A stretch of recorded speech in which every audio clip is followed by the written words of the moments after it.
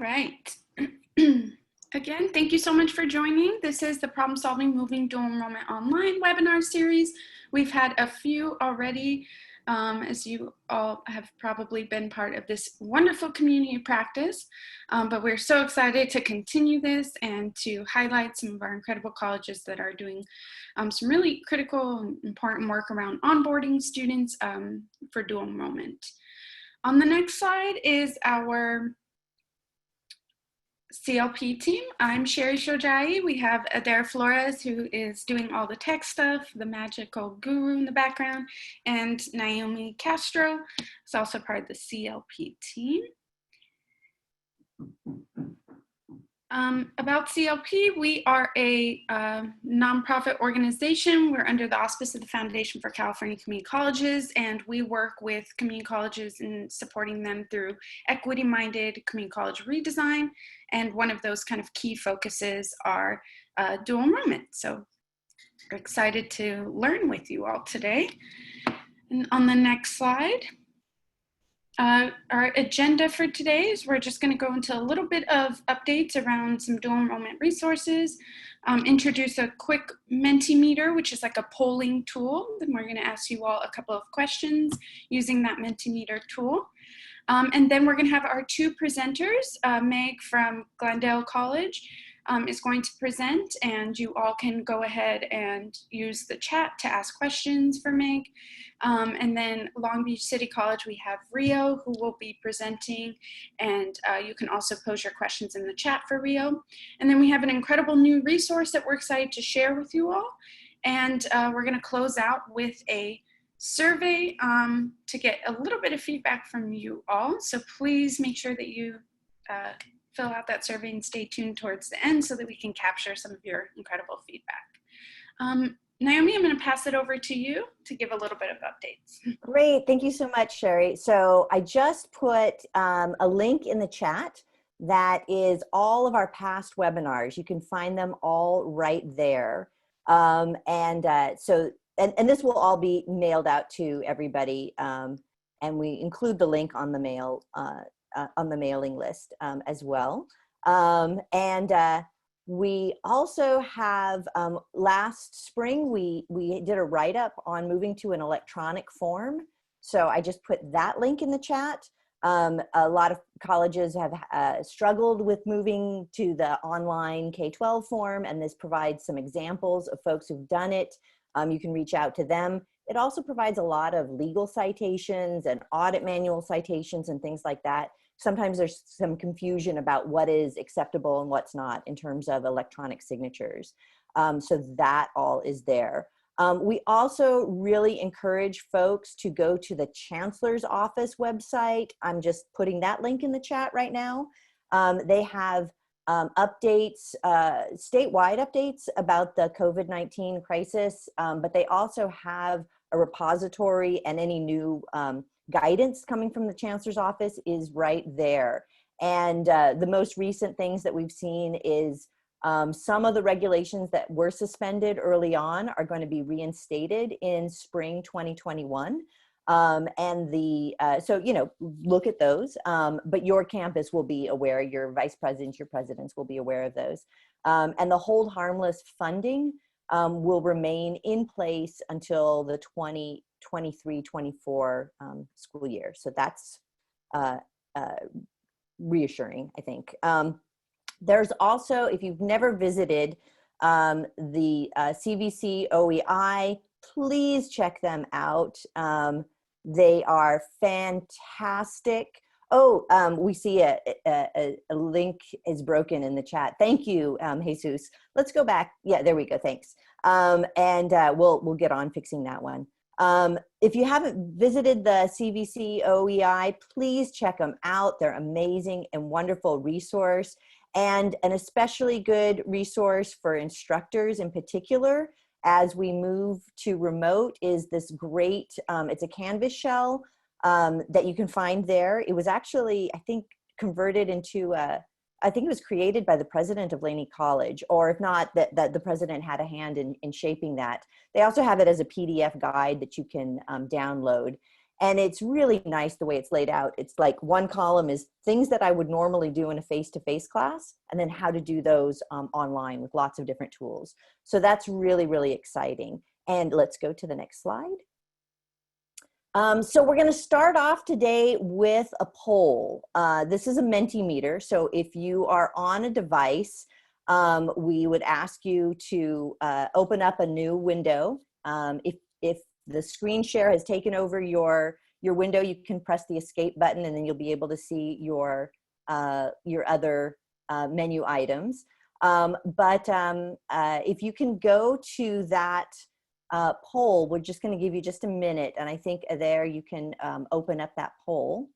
Then we're asking just quickly, you're onboarding right now for dual enrollment. You're onboarding. What are you doing? You can check all that apply. So we're asking, are you doing online videos? Are you doing online forms? Do you have virtual events and support? Are you doing phone calls and text? Are you emailing?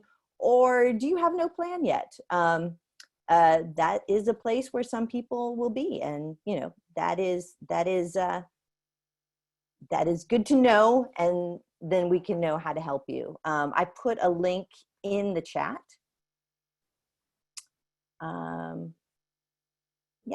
And so you can do 10 points at a time. You have 100 points. So you can put, 20 points in one category, 10 points in another. Oh, this is fantastic. We've got a couple people in there. I'm going to leave that up for just a few minutes here. Ooh, so far no one is saying they don't have a plan yet. That's pretty good.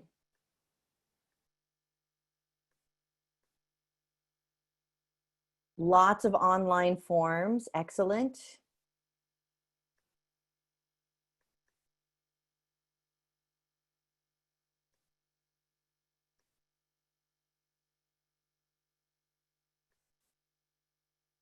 Lots of phone calls, old-fashioned phone calls, we'd love that.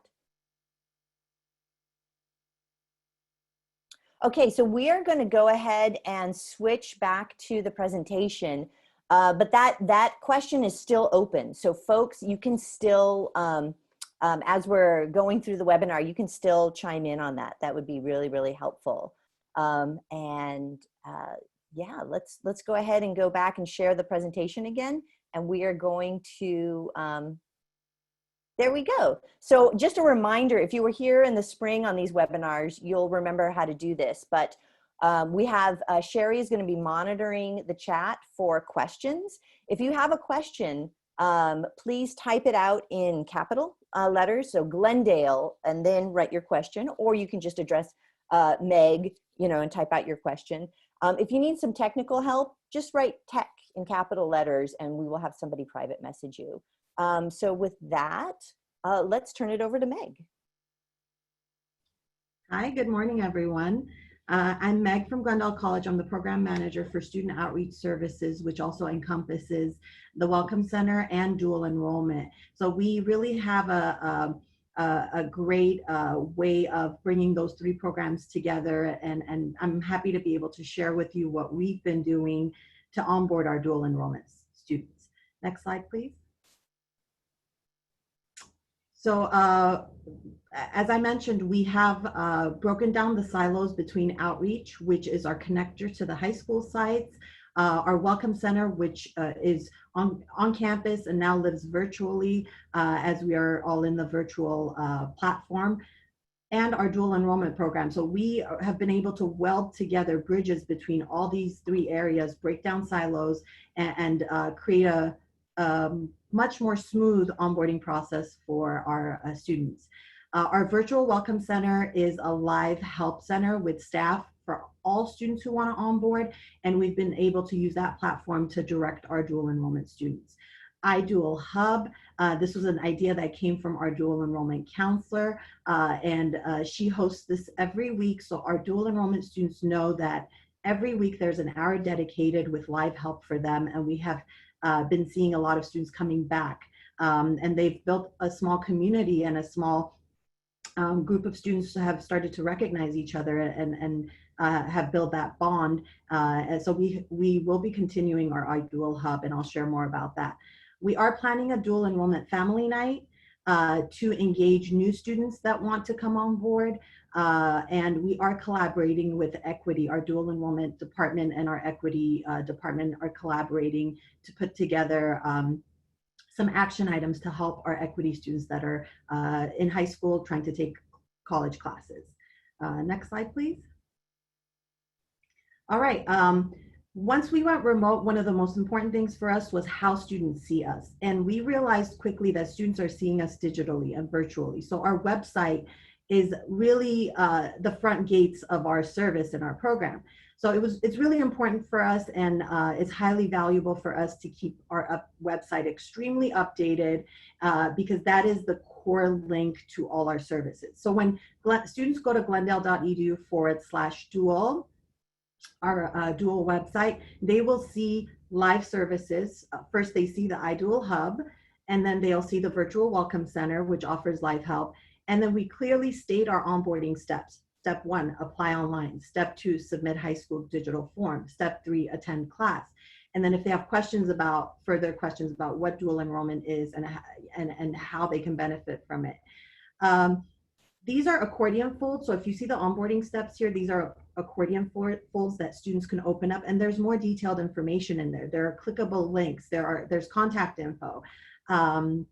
There's information about response time when they submit the high school digital form. And we keep updating these as we have changes, as the student needs change, as our staff limitations change. So this has been a really good way for us to communicate onboarding steps to students versus in the past we had a flyer we would pass out at the high school. Having digestible and deliverable information is key because students get overwhelmed with a lot of information, especially in this setting. We have multiple meetings with our staff where we evaluate how we're onboarding students and adjust where needed. We also have the class schedule online. So when students land on this page, there's a link below to access the class schedule. There's also a friendly link, glendale.edu/dual classes, where students can access the class schedule directly. We update this daily as classes get full. We communicate whether a class is remote or it's online, and we explain what that means to students on this page. We explain and communicate deadlines for them to enroll. Once a class is full, we highlight it and we communicate that with students. So students really start to build that trust with us and know that they can come to this virtual space, our website, for reliable information. Next slide. Our Virtual Welcome Center, this is how students see us. This is from our website. We advertise our dates and times. We advertise the Zoom link. We've opened up application workshops on Tuesdays and Thursdays to specifically communicate that with students. If they come in on Tuesdays and Thursdays, we can help. We have extra staff to help them do applications. Of course, if they come in at any other time, we will figure out a way to help them. We will help them. But what we did was specifically target that 3 to 4 time block, because that's after school for our dual students, and specifically they will be available during that time after their classes are done. And of course, students can call us, they can text us, email us. We wanted to expand our modalities to be able to reach more students on a modality that they feel comfortable with. Next slide. This is an example of a campaign that we have scheduled to roll out over the next 2 weeks. So this is a flyer we created for dual enrollment. We communicated the classes are free. We have communicated the target population for these classes. We have a QR code, which is great because if you scan that QR code, and I encourage everyone to do that now, with your phone app, you will see a website pop up at the top, and you can click that and you will see the list of all our classes. We communicate to students on this flyer about iDual Hub. They can join every Wednesday, and then they can email and call us.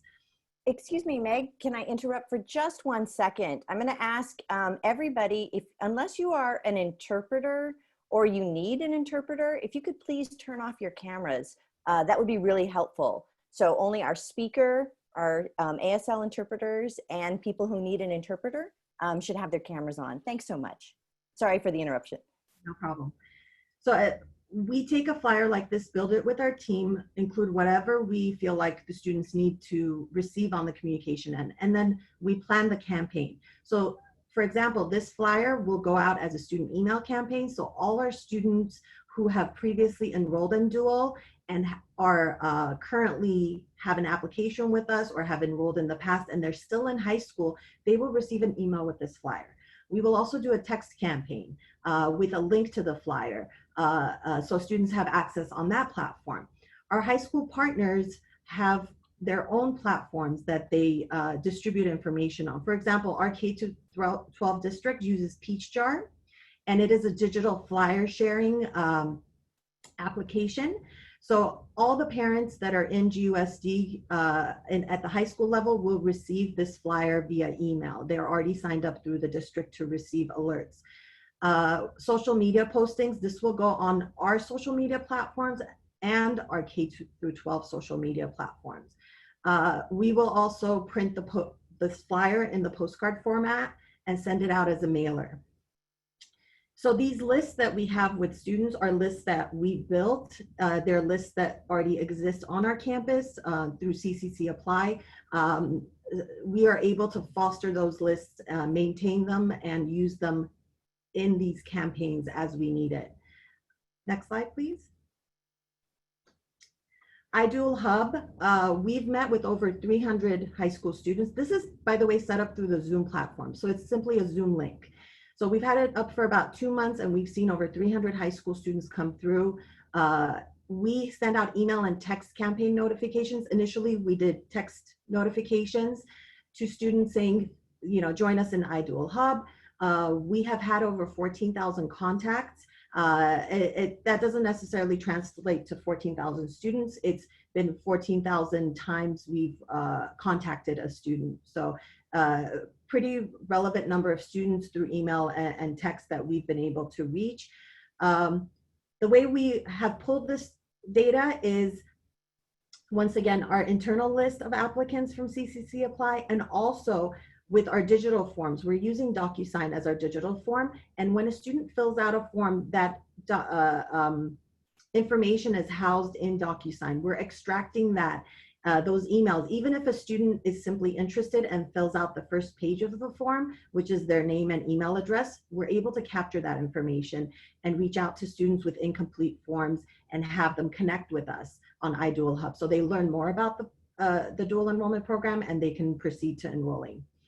Email messages for iDual Hub are customized each week according to what topic we want to cover, and relevance is key. So if our counselor sees that students are asking more so about how to activate Canvas one week, that will be go out in the email reminder to meet with us for iDual Hub. So we customize our message, and we feel like delivering digestible pieces of information is key for students. Students are experiencing a lot of digital drainage, they are tired, and they want messaging that is relevant to what the time frame is. And sometimes that means that week, sometimes it means that day, that month.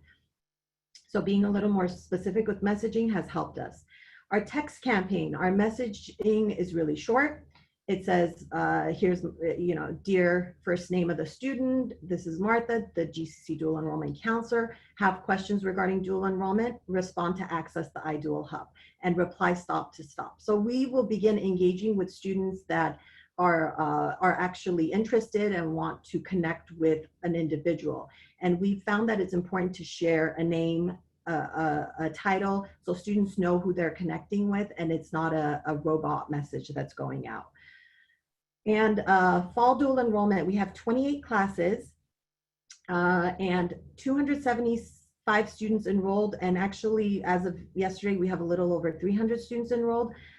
Last year, this time, we would have been lucky if we had 50 students enrolled with all 28, if we were offering 28 classes, because and it's pretty comparable to what we were offering last fall, because historically we've had no access to students during the summer. and we've had to wait for the schools to open up. But because of COVID and us being remote, a silver lining to all this has been that we've been able to connect with students digitally and stay connected. All right, next slide, please. Dual Enrollment Family Night.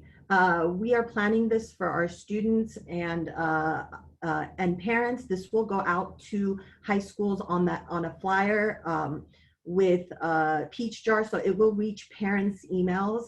And our goal is to offer information about free college classes in multiple languages. This is one of our pieces that we're collaborating with Equity on. We want to make sure we communicate the value of the college classes with parents, with families.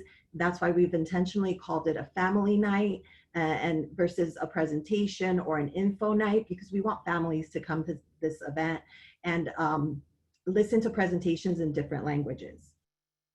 Next slide, please.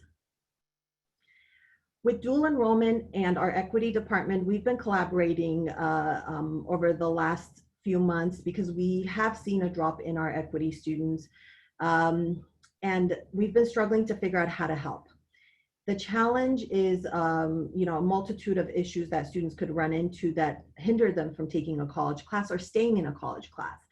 So we've pushed a few items forward that we've been working on, and so we just made a campus decision to waive tuition and fees for all high school students, regardless of residency status. If you are currently enrolled in high school, you will have your fees waived. Our intent and goal is to have an equity counselor. We already have an equity counselor that's designated to help with onboarding and students who are identified as disproportionately impacted. Our goal is to create a cohort, a group of students that could lean on each other, just like we have done with iDual Hub. Our goal is to have the virtual family presentations, and for students to really connect with an equity counselor that, you know, will entail an email introduction. It will entail phone contacts. It's really important for us to have that connector piece now with students as everyone is virtual. And I'm really excited for us to move forward and do this, because there is a huge missing link between how we see our dual enrollment students and how we onboard everyone. And the struggle is to try to break down every silo that we have on that onboarding pathway. And having us be able to connect students early with an equity counselor and have a seamless onboarding, of students from while they're in high school to until they graduate, all the way into their first and second year of college, is going to be really exciting to be able to maneuver and see. All right, next. Meg, thank you so much. If we can go to the next slide. Now we have a bunch of questions from the chat, and we'll try and answer these in 4 minutes. So the first one is, can you run reports from DocuSign data? That's one of the struggles with the way DocuSign is structured, is we can't. So we've been manually extracting the data. That is a disadvantage that DocuSign has. Great, thank you for that. And are you a colleague or a Lucian school? What's your management system? Oh, we have PeopleSoft. Okay, great, thanks. And oh my gosh, here's one that's on everybody's mind. So it says, how are you managing text authorizations for students? So all of our texts are through a program called TextAim. And so if a student says stop, then they will not receive our TextAim messages anymore. So TextAim has a structure set up with permissions. So if they are on our listserv, which our listservs can get fairly large, and they say stop, then they will not receive any more texts from us. So the student gets to control that. That's correct. Excellent, excellent. Do they get an initial text that they don't control, that's like the ping, like, hey, we want to start sending you these? Or do they have to sign up for it? No, the example text I shared with everyone is the structure for every single text we send out. So they do have the option to opt out with every text. Excellent, thank you. Oh my gosh. Yay, we're texting our students. We're meeting them where they are. Let's go on to the next slide. Thank you so much, Meg. That was really, really fantastic. And Meg's information will be sent out as well. So you'll be able to reach out to her with questions directly. But next we have Rio Medina, who is the Career Pathways Coordinator at Long Beach City College. Rio, take it away. Awesome. Thank you so much. Good morning, first and foremost. We're excited to be here. So our onboarding has kind of already happened for Long Beach City College. We have two types of dual enrollment programs. We have an individual dual enrollment program, which is done independently for the student. They complete the application process on their own, and in addition to that, they identify the courses that they're more interested in and register themselves. So there is a separate process. Today specifically, I'm going to be talking about our specialized dual enrollment program at Long Beach, which is considered our early college pathways partnership. So I'm going to go ahead and share the screen real quick because there is a Google folder that I want to be able to share with you all, and it's also available in the chat. I just saw that. So hopefully we can be able to identify, you can be able to see all of this. So our onboarding process, I'll talk a little bit about that, but I wanted to show more in the folder because we have a lot of information in here.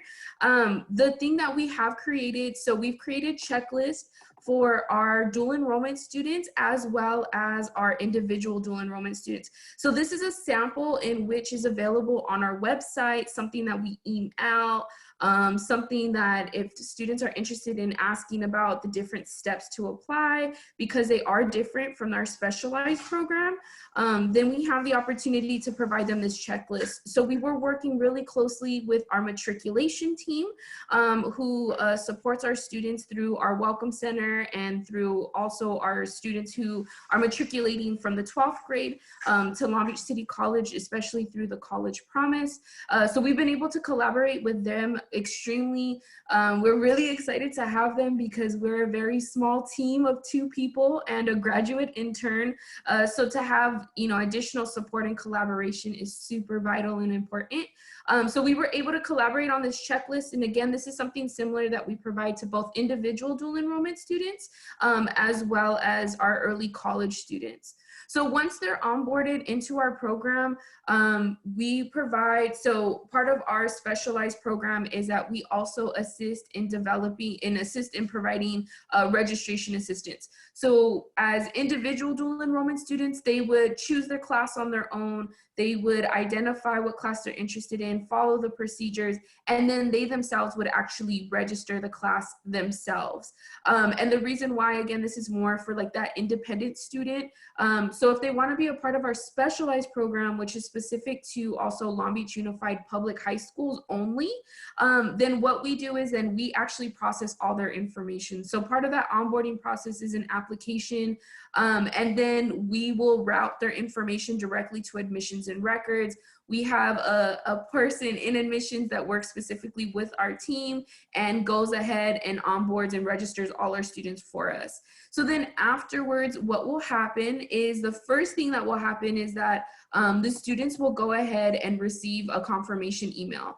So they'll let them know that we've received their course confirmation. A part of our onboarding is that historically we noticed that if we had not confirmed the class, so say a student submitted an application, submitted their dual enrollment form, picked the class that they're interested in, and we kind of just went through the motions and didn't really identify and confirm the class with them and then just sent them orientation information, we had a lot of drops. So in order for us to be proactive and really identify the drops before they happen, we send them a confirmation email and they have to confirm the class by a specific date. This is all done electronically. We work through our IT team where we have a program application on our website. And so we just click what student we want to get the class assigned to. They receive an email and a link to click on. Once they click on that link, we're notified. And then what we do is then we provide them an orientation email. So the orientation email is literally, I've put it in a Word document because I just have the Word document up. And then when I'm sending out the emails, I copy and paste. It's a really easy copy and paste. We don't have as much access to different integrated platforms just due to our budget. And so we have to really kind of be mindful of what we do and how we do it. And so some of the orientations, so the orientation email identifies their orientation, which will occur on Zoom. So for summer and for fall, as you could tell, it's next week. So we have sent this out already. And then we've also sent out a checklist. So we want students to do things before the campus classes actually start. And so some of that is including making sure they have access to their Viking portal, which is their student portal. It's getting also information about their Viking student system to identify exactly if they've been registered for classes. And because everything's virtual, we want to also ensure that the students are aware of their instructors and that they're registered early, so that the instructors, if they do need to make contact and they do need to send out information about what the class is going to look like, if there's going to be specific days and times where there's going to be exams, the students are aware of it before we even engage them in our orientation as well. So we do have acknowledgement forms that they have to sign with their parent, just letting them know what our guidelines and our expectations and standards are for the campus or for the program. We've also created what's called a student profile, and I'll show that in a little bit. But the student profile is actually something that we have the students complete before orientation in order to identify not just demographic information, because we already get that from our IE services, but this is more information about what they're doing during the term. Are they going to be working? When we weren't virtual pre-COVID-19, we wanted to make sure that we identified if they were in sports or if they were taking other AP classes or any other extracurricular activities, or if they were working, because what it does is that I'll talk a little bit about our mentorship program. And so we actually have a graduate intern from Cal State Long Beach who supports us for our mentorship portion. So this is part of our wraparound services. This is an additional support service we provide. So our mentor is our person who's going to make sure that she's in contact with the faculty.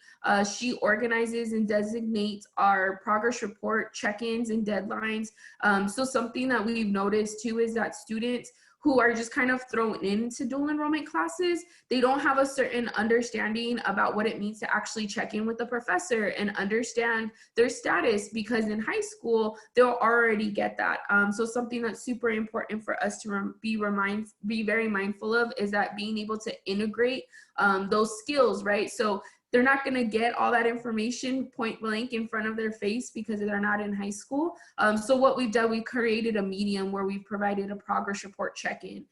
So that student profile allows us to have even a more advanced conversation with the student, where we could say, hey, we noticed that you're taking X, Y, and Z classes in your local high school, and you're taking 3 dual enrollment classes. How are you doing? Are you cool? Are you okay? And so we've also placed different types of flags for our mentor to make sure that we have high priority students. And some of our most high priority students is also our alternative schools, because we do support alternative schools through Long Beach Unified School District, and our students who, again, have the different areas where they've checked off through the student profile. Some of the other areas that we also provide for our students is a text messaging system similar. This is Remind. So we use Remind once they've officially participated and confirmed their participation in our program. They get to join our Remind group. This is all things, necessary for them to be aware of, like when we have book drop-offs, if there's going to be a progress report check-in, any types of maybe resources or campus events that are going to be happening that we want to make sure that they're aware of. And then we also want to make sure that they're also informed about Starfish, which is one of our other wraparound services from our campus that Long Beach is currently using, especially right now, everything being virtual. It's a great way for instructors to actually flag students who are maybe in need or who need some additional campus resources, and they can actually designate them to a specific area or a specific department. And we become aware of that as well, because we're on the platform and that we are also receiving those notifications, just like as if we were, one of the instructors and or support services being designated to.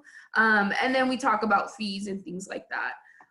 So that's kind of the first thing that we provide to them is the orientation email. Inside the folder, you'll find a presentation. This is our summer one, so we are updating it for the fall. It also includes our checklist. So this is actually our fall checklist. I have to have things a little bit more organized than most because just everything is just really different going virtually. So it's something that makes me really organized is allowing ourselves to have this checklist. So I know exactly what I need to do, when I need to do it. This is something that's also used in our team meetings, something that we're able to kind of have. I like to have my checklist at least a month to 2 months before. It never happens 2 months. It's usually a couple weeks, but at least I'm able to kind of get a better understanding of, where I'm at and what I need to do.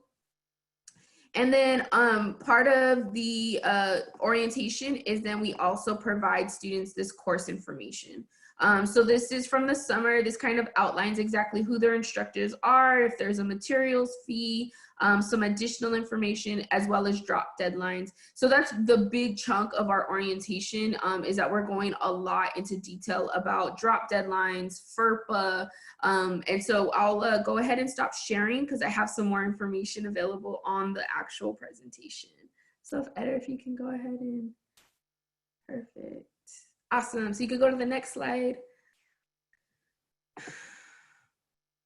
So yeah, so the onboarding, we kind of talked about this. This was like a pre-COVID, post-COVID. So very similar to what Glendale is doing as well. And hopefully I think everybody else is. And we can go to the next slide. So this is kind of one of those outreach emails that we also provide to students. We let them know these are the steps to apply, and then all of those links that are highlighted in yellow are actually hyperlinked so that they can go ahead and check exactly which ones they're interested in or start the process in which they're at. So we can go to the next slide. So this is kind of what we talked about a little bit. The orientation presentation, like I said, we're really going into especially a lot about what virtual learning looks like for our students. Canvas is super important. So I'm gonna be doing a quick little tour about Canvas and orientation. And so it's a very small program. So usually we have anywhere between 200 to 100 students, and I say small, right? Because I'm thinking like Santa Monica and Elko, who are like 500, or 400. So there's, it's a relatively small program, but it is something where we've also broken up orientation to make sure that we have two, just in case if all 150 students that we have for this term actually show up, we can make sure that we're accommodating them in the best way possible. So we want to make sure our team is aware of that. I think this is it. Yeah, I don't think there's any more slides. So we have a bunch of questions for you. Okay. Yeah. So let's you could go ahead. Yeah. So we were flipping through the different images, but yeah, so let's go ahead through the questions for sure. So these are great. So the first one is, does the orientation count towards the assessment orientation counseling requirement on your campus? Good question. Yeah, and then there's a follow-up. So so we became really aware when we started doing these orientations that we wanted to make sure that we were allowing students to not meet that requirement. And the reason why is because a lot of our students actually matriculate into LBCC after their high school experience. So in order for that, we wanted to make sure that they actually do that orientation when they become a full-time non-high school student. So no, it does not count for it. However, I talked about how individual dual enrollment students kind of do things independently. They have to go through the LBCC orientation, but again, it doesn't count. They are still completely outreach to, if they decide to come back to us and, as a non-high school student, they still complete the SSSP orientation requirement as a non-high school student. So they may do it as a high school student, but it does not count. And do they have to do the orientation every semester? We recommend that they do. We do recommend that they do. For us, if they're returning to our program, it's not mandatory. we have an ambassador program. So a lot of our returners, or a lot of them are ambassadors. So they get to participate in orientation in a different role. So they get to actually like facilitate activities. When we were on campus, they would actually come and assist us through registration and actually do some type of like assistance and administrative assistance through the orientation. So it's not mandatory, but we do recommend for our program. And then if they're doing it individually, we do recommend that they do it every single time that they apply. Great, great. And then there's some questions about the mentorship overview. Yeah. What does it consist of? Is it linking first and second year students? Yeah, you tell us. Yes, so this is one of kind of our prized possessions. I mean, all of our, especially our students, are our most prized possessions. But this is definitely something that kind of came out organically. Our program started about less than 4 years ago, and it was a really small program, as all y'all's like dual enrollment programs. It probably started like grassroots efforts type style, and so there was a lot of trial and error. And again, we had noticed that especially our students who are considered IEP or 504 plan students or our alternative school students, they were having some difficulties in completing and successfully completing the classes. And then even if they didn't meet that criteria, they were still, we specifically service disenfranchised students in Long Beach. So a lot of them just didn't have those skill sets. So we integrated a mentorship program. Again, it's led by our graduate intern. All of our graduate interns are in the graduate program at Cal State Long Beach for higher education counseling. So they're using a lot of their practice and their theories involving what they're learning into our students. And so it kind of looks like our mentorship assist with supporting our students. So like I said, they're the ones that track all the student profiles. They're the ones that actually create the deadlines for our progress reports. So they'll look and get in contact with the faculty, make sure we have all their syllabuses on file, identify the best timeline for the progress report check, and then also making sure that the students are well supported. So if we get information from a faculty member that a student isn't doing so well, then that mentor will go ahead and check in with them. And then finally, our mentor actually leads our ambassador program, which is an additional part of our program. Wow. Where our returning and even some of our new students come and get to participate as leaders of the program. So they get to do outreach for us. They also get to they design activities for us. And so they're able to also be able to do different types of things. And so the mentor actually leads that charge as well. This is great. So we have like we have more questions right now than we can answer. If you don't mind, I'm going to tick off a couple of them that I can answer real quickly. Yes. And then throw it back to you.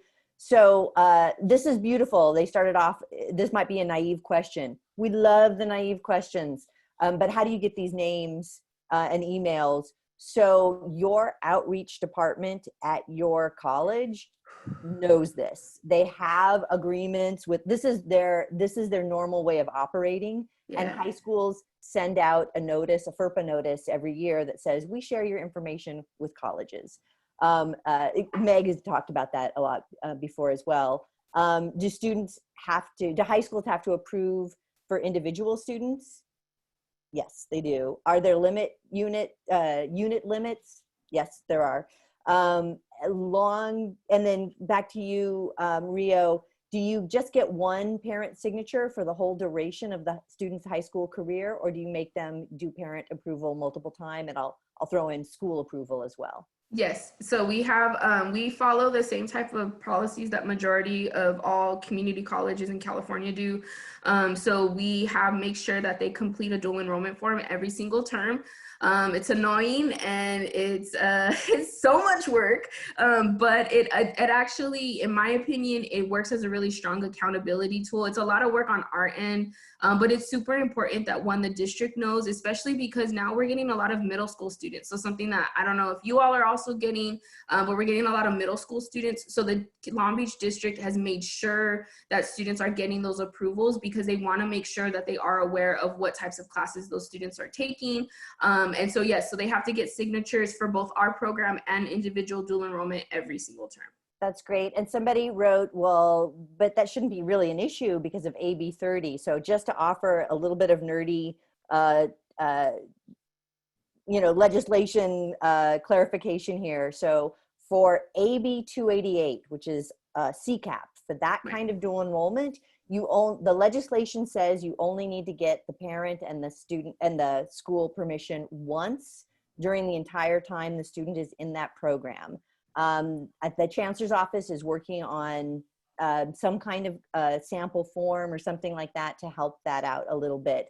I will let you all know that I've done an exhaustive audit of like Title V and like everything I can find. And although it is common practice, and your auditors will probably tell you that for non-AB 288 students or non-CCAP students, they need to have it every term. There is nothing in Title V that says how often a student has to turn in that permission. So this is a bit of a contested area. There's some folks in the chat like, yeah, we need to have this conversation. So yeah, we do. And I want to say too that Long Beach is a non-CCAP program. So we're a non-CCAP dual enrollment program. So we have a different type of mode of working with the students than CCAP agreements. Thank you, thank you. And there, can we go to the next slide, please?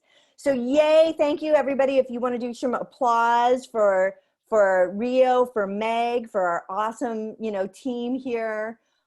We also met with a handful of practitioners about a week ago, and it was fantastic. And what we were doing was pooling together resources that might be helpful for the field in onboarding dual enrollment students in this crazy time. So there's just a screenshot right there, but you can access this PDF. So we did this great meeting. All of these colleges shared tons of information. Meg shared information about iDual Hub. Rio shared information about that Google folder. That's like, you all have access to that. You can just view. And there's samples of things in there that might help you. There's checklists, there's toolboxes, there's videos, there's screencasts, there's all kinds of stuff to show you examples of how to do this stuff yourself. I want to point out a couple of things. There's 2 videos at the very top of the list that you can just use. You just use them, just link to them, use them. One of them was very, very kindly shared from Orange County, from the Strong Workforce Program Scale Up project. So we really thank Stephanie Fager for that. Yeah, there's tons of stuff in there.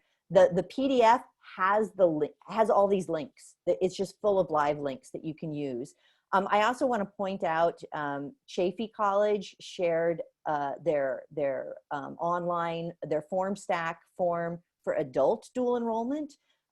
So adults who are currently getting a high school diploma or GED are also eligible to be special admit or dual enrollment students. But the form is useful in other ways as well. You can just kind of see what that looks like, what an online form might look like if it's not something you have. So yes, the power, all of this will be in, we are going to send this out to the participants, but we also, if you go to the Career Ladder's website, we also have all of this that we share. It takes us a couple of days to update the recording for the most recent websites, the most recent webinar. So early next week, you'll be able to see this webinar and the recording and this form and the presentation. So we're really excited about that. And if you can go to the next slide, please, Mr. Eder. So we do have a survey. We're trying to be more mindful about how we measure impact. And so so you can either go to menti.com, or I dropped a link in the chat. If you could just spend a moment or two doing that survey, this really helps us to continue these events, these resources, these webinars. And so let's see, there's 2 questions on here. So one of them is just asking you to please rate the webinar. You can slide your the little bar. Right now it says number 3, right? So you can slide that back and forth. And we're asking, you know, if this webinar helped you to implement an improvement on your campus, if the handout that we just shared, if that's useful, if the presentation was informative, and if you're looking forward to the next one. So we're really trying to ask some, you know, implementation kinds of questions. There is also a bonus question. So once you complete that one, you should be able to advance to the next one. And the bonus one is if you want to share a success story.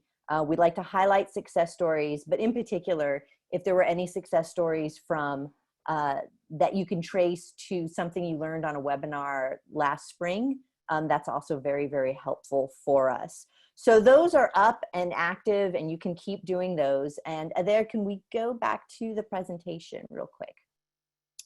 We also want to invite everybody to our BaseCamp. We have an online community of practice. It's called BaseCamp. I'm gonna pull that up and share my screen in just a second here. And you need those, you need an invitation because we don't want to just kind of flood everybody with BaseCamp. It's a really, really helpful community. There's K-12 participants in there. There's County Office of Education folks in there. Let's see. And I will just do a very quick walkthrough for BaseCamp. We have so much stuff in there. So look, we've got all these people. It's amazing. It's awesome. We have a message board where you can, you know, put up announcements, share resources, and ask questions. So you'll see like lots of folks are asking questions, and then anyone is welcome to respond to those questions, which is quite helpful. So you have like a whole field. We have a file, a bucket for documents and files. We have a schedule in here. And then every week we ask an automatic check-in, which we encourage dialogue from that as well. So it's really great. We actually, oh my gosh, so we were a little, you know, this is our first webinar of the fall semester. We had a few hiccups at the beginning. Let's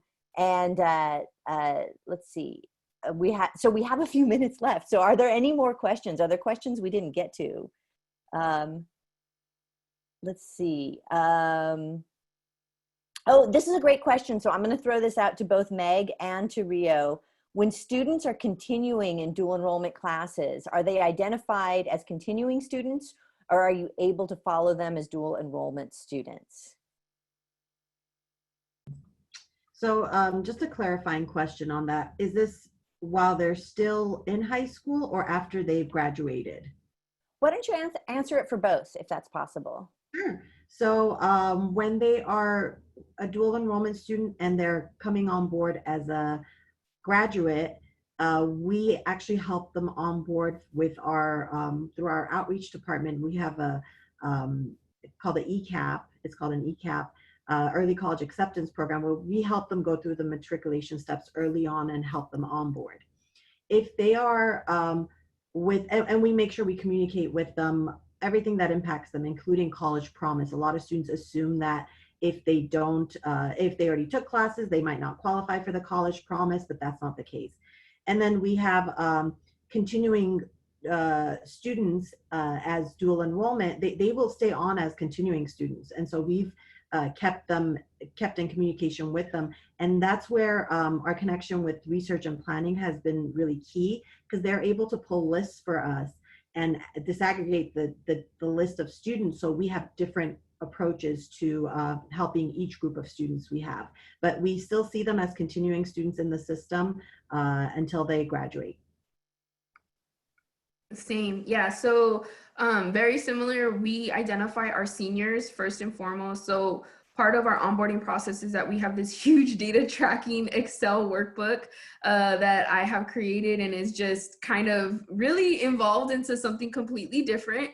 But being able to have that data tracking workbook, I'm able to go ahead and also identify in the application that they complete, where they submit their dual enrollment form, we ask them that question if they've ever participated in our program, and then at what time did they participate. So then we have an actual record. This assists with outreach as well, so that we can make sure that we check in with them.